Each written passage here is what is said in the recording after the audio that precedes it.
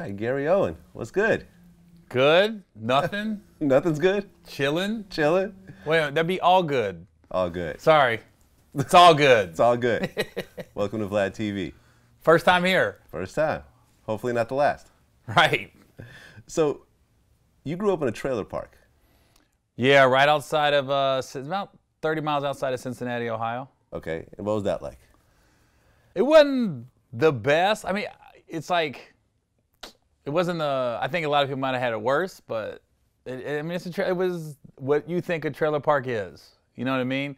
Stretch pants, a lot of Mountain Dew getting drank, a lot of people that can talk like they can solve the world problems but ain't doing nothing about it, just sit on the front porch drinking Schaefer beer. Schaefer beer. You know what I mean? It Okay. was that. Mayonnaise sandwiches. All that, bologna, All that. Government cheese, you know.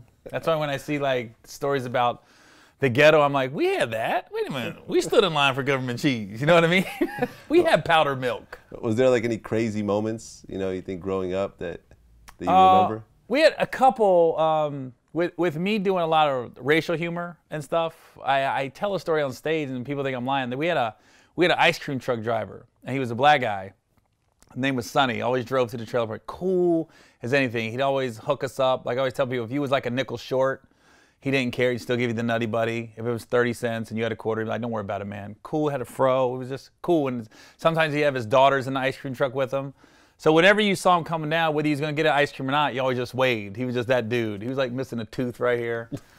And then I'll never forget, we live in Ohio, so the ice cream truck runs from April to about September, October. And then he's gone for the winter. And then come April again, you hear the ice cream truck and everybody's crazy. He left, I guess. I don't know whatever happened to him. But I was like 14 and he wasn't around no more. And an old white dude pulled up. And I was short. And I was like, yo, can I get a nutty buddy? And they had raised the prices over the winter by a nickel. So I was a nickel short. And he's like, nah, I can't help you. I was like, what the fuck? Sonny would have gave it to me. You know what I mean? And it was funny because our next door neighbor saw the white dude, right? And keep in mind, Sonny had been an ice cream truck driver for about 4 or 5 years. He comes out his front porch, he goes, about time we got a white guy around here. That black guy's about to get his ass kicked. I was like, no, he wasn't. He's been here for 4 years. You ain't said shit. And now that he's gone, you're threatening him. That's what I looked at my neighbor like, what are you talking about? You know what I mean? But that was really one of my few interactions with a black guy consistently was the ice cream truck driver, Sonny, up to that age. And so a lot of times if you go off the media and you think of black people, they just think if thugs and rappers and killers and stuff like that. I never looked at it like that. My one interaction with an adult male that was black was the ice cream truck driver, and I always thought he was cool. So whenever I saw black people, I thought ice cream. I thought of sundaes and sprinkles. I thought of good thoughts. So there were no other black people where you grew up? I mean, there was a few, but as far as like a black adult male, that was kind of it that I had interaction with. Right. There was a few black kids at my school, not a lot. It ended up my best friend was a black guy, but he moved to my school in 10th grade. And we met because we were on the wrestling team together. Mm-hmm. And he was my best man at my wedding. To this day, he's still probably one of my best friends. Gotcha. Now, how did you end up getting into comedy? I always wanted to do it. I always wanted to do stand-up. I didn't know how. I thought you literally had to move to L.A. I didn't know you could start in the city you're in. And my whole goal, like I joined the military after high school. Right. Literally my only goal, I said, I got to get to California. Because I just figured if I got to California, I could start going to L.A. and do stand-up. And the first chance I had to get stationed in San Diego, I get to San Diego, and my first day there, I start looking up comedy clubs. And I found the Comedy Store in La Jolla. Mm-hmm. And I called in for an open mic night. And I got on. I showed up at 9 o'clock. I got on like midnight. There was about 10 people in the audience, but about 20 comics in the back. And I was 19 or 20. And the comics in the back were heckling me. And first time on stage, I was nervous. I had like 5 minutes of material. It wasn't working for the 10 people that was there. And I couldn't get through my act because I kept getting heckled by the comics in the back. So I finally said I'll never forget, I had a beer in my hand. And I said, hey guys in the back, I go, keep heckling. I go, I'm 20 years old. I said, I've been drinking in this club all night. How about I call the cops and shut this motherfucker down? And when I say the lights went off, the mic went off, they threw me out, said never come back. But I left there like, okay, I'll probably never be able to perform here, but I can talk shit. And it clicked in my brain. I go, okay, I can think on my toes. Okay. So that was my first time on stage. It took me another 2 years to get back on stage because I didn't know how. I'm in San Diego. I couldn't get on to the Comedy Store in La Jolla. I'm banned. And I was like, where do I go? And that's when a couple of the black guys I was stationed with in the Navy, I started telling them I want to do stand-up. And they started telling me about all these hood spots, so to speak, that I could go to.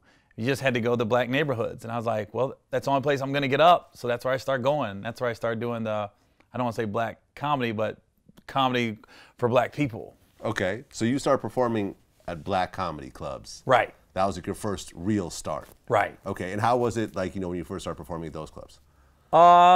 It was good. I was just me on stage. And I think a lot of times white comics, they would watch Def Jam or Showtime at the Apollo, and they could probably get a little intimidated because they think they're going to get booed and it's a rowdy crowd. That was never the case for me. Like the places I went to, I mean, if you were funny, you were funny. They weren't really booing. You might get some chatter. And, you know, I took some lumps in the beginning like every comic, but I never had that experience like getting booed like that. You know what I mean? I was just me telling jokes. And some of the jokes, I would be like, I don't understand this, black people. Why do you guys do this? Or, you know what I mean? And they start cracking up, you know? Like one joke I did on Comedy, I was like, I didn't know what a boo was. You know, I said, that's my boo. I go, what's a boo? And then like, oh, that's your girl. I go, oh, okay, I want to be a boo. I want to be somebody's boo. And it was so innocent, but black people laughed at it. And I was like, oh, okay, I got something here. You know what I mean? So like, how long were you working in these clubs until you got some sort of break, you know, in your career? You're going to think I'm lying? 6 months. 6 months. I went on stage at the Comedy Store in La Jolla, didn't do stand-up for 2 years after that because I got booed, didn't know where to go up. When I came back 2 years later and started telling jokes, I was in San Diego, and they had like auditions for Comic View at the time. And one of the a guy named The Militant was one of the producers on Comic View. And he saw me one of the nights or something, and I went up to LA and got an audition for Comic View and got on. So then Comic View used to be a contest. There was 3 comics an episode, and then you kept moving on if you won your episode. I kept winning. I got an hour special. I didn't have an hour of material. When I say it was the slowest paced hour special, because I probably had 30 minutes, so I'd pace the stage, and I'm like, so, what's up? I was literally the whole time looking at my watch, like I gotta get through this hour. And I got the hour special and did well, and it was like a couple months later, Comic View, the head of BET, he called me and said, we're gonna make you the host. And I was like, whoa. I had been doing comedy probably a year when I became the host of Comic View. So, and Comic View was essentially a black show. It was on BET, mostly black comics, and they had a white guy hosting Comic View. Yeah. Was there any sort of like backlash over this? Yeah, there was like a petition going around. You know, I heard there was backlash, and I remember I talked to Samora about it.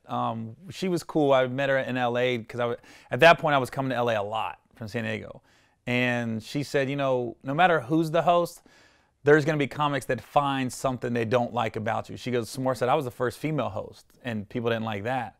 She goes, you know, if somebody's overweight, they might say, oh, you got him, or they go, you being white makes it easy for them to find something not to like, really easy.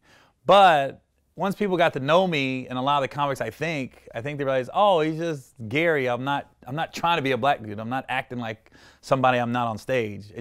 I got offered the job. Who wouldn't take it at that point? I'm like 23 years old. Oh, really? So at 23, you became the host? Yeah, I was young.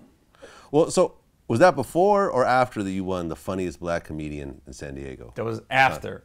It was after. In fact, that was where De Militant saw me. That's right. That's where he saw me.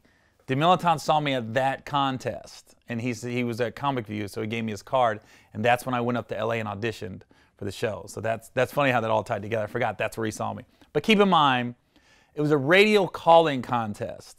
So it was one hip-hop radio station, I think it's called Z90 in San Diego at the time. I just heard on the radio, we're looking for the funniest black comedian in San Diego. So I called in and entered. I didn't say I wasn't black. I didn't say I was black. I just called and entered the contest. And I got on, and I showed up, and I was white. There was even a Mexican dude in the contest. You know, there was like 10 of 11 of us, and I just won. But it wasn't like stiff competition. I mean, it was San Diego. You know what I mean? You had to listen to the radio station. Yeah. So it really wasn't like this huge citywide search. You know what I mean? It was a radio contest, and that was the name of the contest. I didn't know when I put that in my bio it was going to stick. 20 years later, people still talking about it. The funniest black comedian in San Diego. Yeah. People still bring it up. This guy here. Right. I hold proud. I beat Nick Cannon. You beat Nick Cannon? Yeah. Nick Cannon is from San Diego. We started, it was funny, the story about me and Nick is, he was in a rap group called The Bomb Squad. And it was him and another guy, I think it was in high school. And I remember I went up to LA and Magic Johnson saw me and he asked for a comedy tape on me because he had the Magic Show. The Magic Hour was his talk show that didn't last that long. Okay.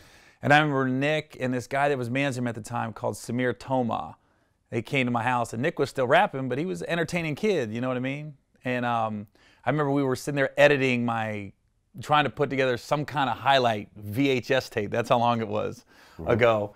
And then Nick was like, I think I'm gonna do stand-up. And I was like, you should. And then, so Nick would start doing stand-up. So everywhere we go, it was usually me and Nick hitting all the black spots, you know what I mean? And Sam would bring him up because he was 17, I think, and I was like 21, 22. And I remember when Nick started, he was doing like other people's jokes. Like he would do a comic view joke and I'd be like, Nick, that's somebody's joke. He goes, yeah, I saw it. I thought it was funny. He didn't do it like a normal kind to be a jerk. He just didn't know. I go, no, you can't do somebody else's joke. Is that considered like a big no-no in the comedy world? Still, but Nick wasn't doing that on purpose. He was just 17 years old trying to do stand-up. He saw something funny on TV. So he says, well, I'm gonna do something funny on stage. But then that, you know, once I'll never forget it. There was a nightclub called Mr. O's in San Diego. It's right off Highway 8. And I sat in a parking lot after the show and I said, Nick, that was somebody else's joke. Like, let's just say that was Bruce Brewster's joke, whoever's joke it was. He goes, yeah, I saw it last night on Comic View. I go, no, you can't do that. You can't do other people's jokes. He goes, oh. It was so innocent, he didn't know. It wasn't like he was a comic deliberately stealing something. Just a kid, he didn't know. And then after that, he came into his own. I remember we did the Bay Area Black Comedy Competition up in Oakland. I think it was 98. And Nick had a great set that night. And that's where I think Nickelodeon and Disney saw him. And he became the warm-up for all that. And then the rest is history. But you actually ended up beating him in the... I don't know if he was in that contest. I think his manager was there, but I think Nick was there that night. I don't want to say he was in the contest, but that's where I met Samir Toma, who was his manager at the time. I understand that mindset because I have that, because you don't believe in somebody so much, you just joke on them. Like, I'm gonna joke on you. I don't believe you. So I understand it, but you know, I want hip hop, period. To stop the shenanigans with that type of shit. Like, yo, motherfucker, rap, go rap. My monthly overhead for my household and household employees was somewhere in the neighborhood of like $1 million a month I was spending.